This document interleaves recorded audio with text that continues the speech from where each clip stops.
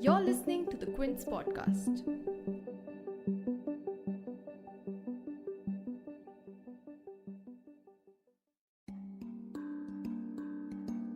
With less than 6 months for Uttar Pradesh to head to polls, the Bharatiya Janata Party seems to be checking all the boxes in the state cabinet to ensure a victory. On Sunday, 26 September, UP Chief Minister Yogi Adityanath expanded his cabinet with 7 new faces, the most prominent being that of former Congress leader Jitin Prasad, who was given a cabinet berth. The UP cabinet now has been stretched to 60, the maximum allowed constitutionally. Prasad, who jumped ship from the Grand Old Party earlier this year in June, will reportedly help consolidate the Brahmin vote bank for the BJP. Aside from Prasad, Sunday's cabinet expansion also included Chhatrapal Kanwar, Paltu Ram, Sangeeta Balwant, Sanjeev Kumar, Dinesh Khatak and Dharamveer Prajapati, who belong to the OBC, SC and ST communities and will all join as ministers of state. The new cabinet also signals a clear exercise of social engineering, with the BJP trying to woo the Brahmin vote with the inclusion of Prasad and giving more representation to Dalits and OBCs in the UP cabinet. It also mirrors the same social engineering tactics made in the recent Union cabinet reshuffle in July. But the big question which floats in the air is whether this social engineering, just months away from the elections, works in the BJP's favour, especially with calls of anti-incumbency hanging in the political corridors of the state. To discuss the UP cabinet expansion and what it signals for the BJP in the coming 2022 assembly polls, we spoke with political analyst Amitabh Tiwari.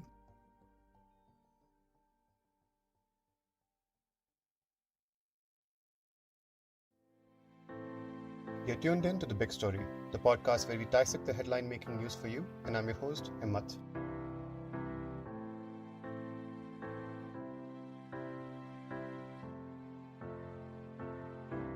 Let's start with the biggest name on the list of recent inductees in the UP cabinet, Jitin Prasad. Prasad, a former union minister in the Manmohan Singh cabinet, was a prominent Brahmin face for the Congress party in UP.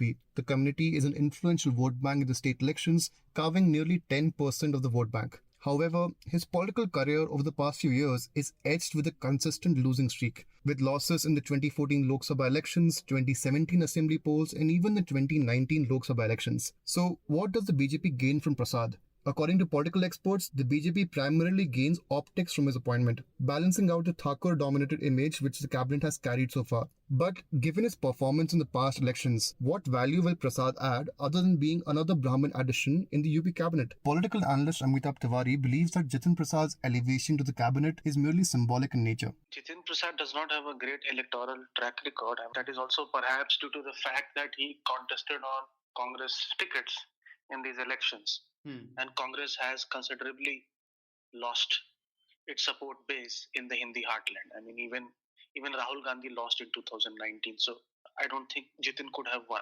Having said that, of course, he's not a pan-state leader. So his influence is limited to the constituency or the area from which he comes, which is Saharanpur. But it is the move is symbolic in the sense because we've heard of news reports that some Brahmins are not happy with this government because a Thakur is a chief minister. And as you know, in the Hindi heartland, there is always a tussle between the Rajputs and the Brahmins for supremacy. Yeah. So there were some reports around that, and the BSP and the SP have also started doing this community. So that is why this move is significant, because it is giving a signal to the Brahmin community that the BJP stands by. Now let's move to the other 6 cabinet appointees. First up is Bareilly MLA Chandrapal Kanwar, who belongs to the OBC Kurmi community and also has a RSS background. He reportedly has strong influence in the city, defeating the Samajwadi Party competitor in the 2017 polls by over 58,000 votes. Next is Sangeeta Balwant, who was a lone female in the cabinet expansion and represents the Vind community. She was elected to the state assembly from Ghazipur in 2017. Third is Dharamveer Prajapati, an OBC leader from Hathras and also has years of experience with the RSS. According to an Indian Express report, he was the chairman for the Uttar Pradesh Matikala board in 2019. The 2 new SC representations in the cabinet expansion are Paltu Ram and Sanjeev Gond. The latter reportedly holds considerable influence in the Adivasi population in the Sonbhadra district. MLA Dinesh Khatak is the sole ST leader part of the cabinet expansion and reportedly holds influence in the Dalit community in rural Meerut. According to Amitabh Tiwari, the UP cabinet expansion is clearly a signal to the voter who has been backing the BJP party and the voter which has not been backing them. He expands on the math behind picking the leaders and how it may impact the polls. This expansion is clearly a signal to the voter who has been backing BJP, and also a signal to the voter or the community which has not been backing the BJP. So this, with 3 or 4 months remaining for elections, BJP's strategy is to consolidate its support base. And its support base in UP is the upper caste and then the non-Yadav OBCs. What people are saying is that 3 OBC ministers, but these are non-Yadav OBCs, which account for 30% of the population of the state. Okay. And from the Dalit community, which accounts for 21% of the population, what BJP has done is that it has rewarded the Jataus, which is around 9%, with a cabinet berth to Mr. Khattik. Because the non-Jataus have moved away from Mayawati's BSP to BJP. But here what it has also done is that it has also given one cabinet position of Shri Paltu Ramji, who is a Jata, who belongs to Mayawati's community, which is 12% of the entire state population. So it is in a way a carrot and stick approach, I would say, that if you want to get representation, if you want your share in the power, then move to BJP like the non-Jatavs have done. This is a clear message to the Jatavs, because the BSP has been significantly falling in its the number of seats it has been winning, though its vote share has more or less remained intact. But with this election primarily going to be a bipolar contest, BJP realizes that some of the votes which it got from communities like Jats could move away because of the farmer agitation primarily in Western UP. So what it is also trying to do is to wean a section of Jata voters from BSP, because Dalits nationally have moved to BJP. It's only in pockets like UP where the voter is still backing BSP, because BJP wins the maximum number of scheduled caste reserved seats. So it's also a message to the Jatavs, non-Jatavs, and it's also a message, a very symbolic message to the scheduled tribe. Incidentally, only 0.1% of the population of UP is accounted for by STs. There is zero reserved seat. There is no reserved seat for ST in UP. Despite that, the party has given a representation to a tribal leader. That is again symbolic, and it is also symbolic for other states which are going to the elections along with UP. Because again, like scheduled caste, the tribals also have more or less nationally moved from the Congress to the BJP in most states. So this strategy is clearly consolidating its entire existing support base, leaving out people or communities like Yadavs, who are backers of Samajwadi Party, Muslims who anyways don't vote for BJP in UP, and even Jats, who are spearheading this farmer agitation. But what surprised political analysts was that Sanjay Nishad, the leader of the Nishad party, was dropped from the list of cabinet appointees after rumours of his likely appointment started buzzing. The BJP also just a few days ago on 24th September announced that they will be contesting the 2022 polls in alliance with the Nishad party. The Nishad community are reportedly a dominant regional force in the districts on the banks of Ganga and Yamuna rivers, which form 14% of the state's population. A similar move was also made against PM Modi loyalist BJP MLC A.K. Sharma, who was rumoured to be appointed to an important post in the state cabinet, but like Nishad, he too was dropped. Sharma's elevation to the cabinet was reportedly vetoed by CM Adityanath. So, given the political relevance of the Nishad party in the polls and the political importance of A.K. Sharma, why were they not considered for the cabinet? Amitabh Tiwari weighs in. See, A.K. Sharma's nomination, he's already been inducted as a vice president in the organization. Correct. And there is already a representation given to Brahmins in the form of Jitin Prasad. So if you induct A.K. Sharma, then it becomes 2 Brahmins. Then Rajputs get disillusioned. So because of that balance, and he has been moved to organization, whereas Jitin moves to the administration of the government. So that balance of sorts has been created there. With regards to Nishad party, BJP might have felt that it's in a much stronger position today compared to 5-6 months ago. If you remember, in April and May, there was a lot of negative publicity on mishandling of the corona crisis, bodies floating in Ganga, shortage of oxygen beds, etc. With the cases falling due to God's grace, and with the increase in the vaccination, the mood is not now somber as it used to be. And the party feels that it is in a much better position, and allies like Nishad party have already been duly accommodated.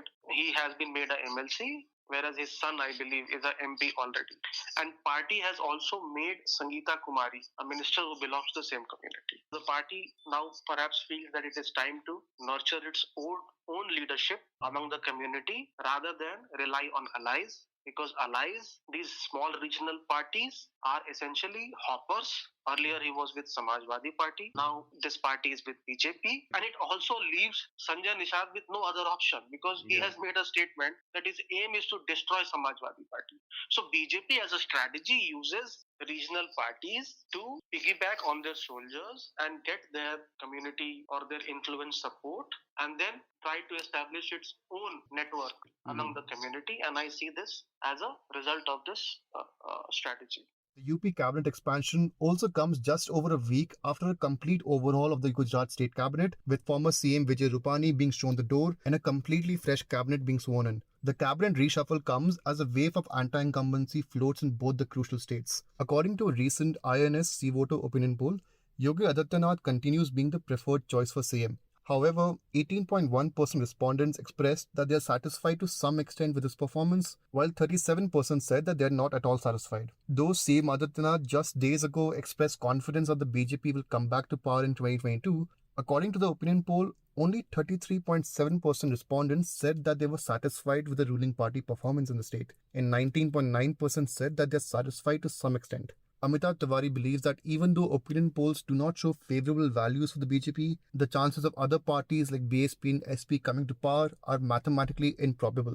See, opinion polls are clearly giving an edge to the BJP. But one thing is also true, that initial opinion polls, if you see across states, have a bias in favor of the incumbent, because people have not made their decision as to whom to vote for, because local candidates of each party play a very important role in assembly elections. And as of now, no local candidates have been announced. So it is very difficult for the voter to actually precisely pinpoint who is going to win. And the top of the mind recall is normally the incumbent government or the incumbent CM face. However, having said that, for Samajwadi Party or for Bahujan Samaj Party to win this election is a very big task, is a very big challenge. In fact, I would call it's more of a mathematical improbability in that sense. Because with BJP at 40% and the other two parties at 22% each. So either BJP has to fall from 40 to 30 and Samajwadi Party has to register an increase from 22 to 32,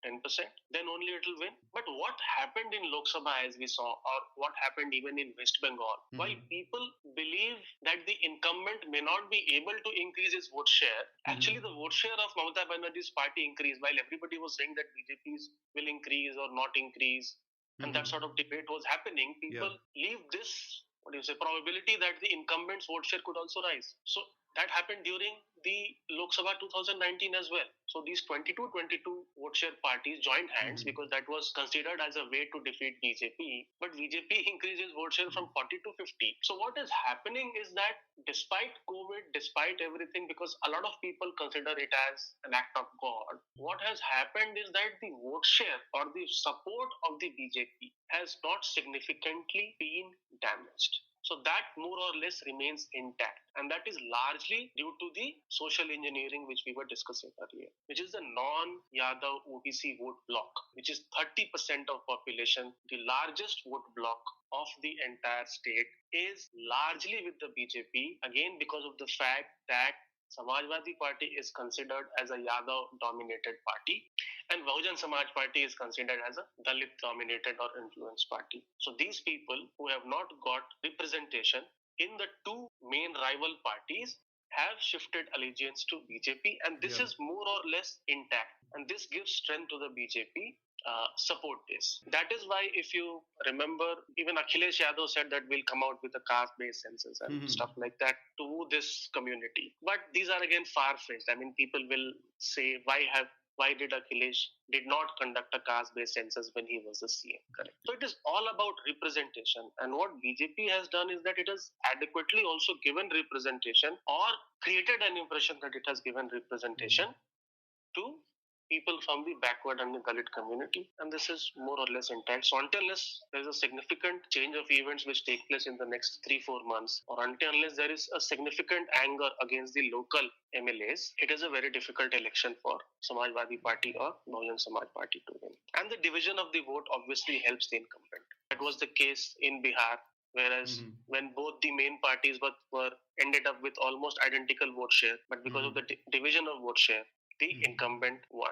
The sudden change in social engineering in the UP cabinet shows that the cogs from the BJP's election engine have been removed and are being geared up for the upcoming polls. Stay tuned to the Big Story podcast and the Quint for more updates on the story. If you liked listening to this episode, please subscribe to The Big Story for episodic updates. We're available on Apple, Google Podcasts, Spotify, JioSaavn, and most of the other popular podcast streaming platforms. For other podcasts, please log on to the Quint website, and for any feedback, please shoot an email to podcast@thequint.com.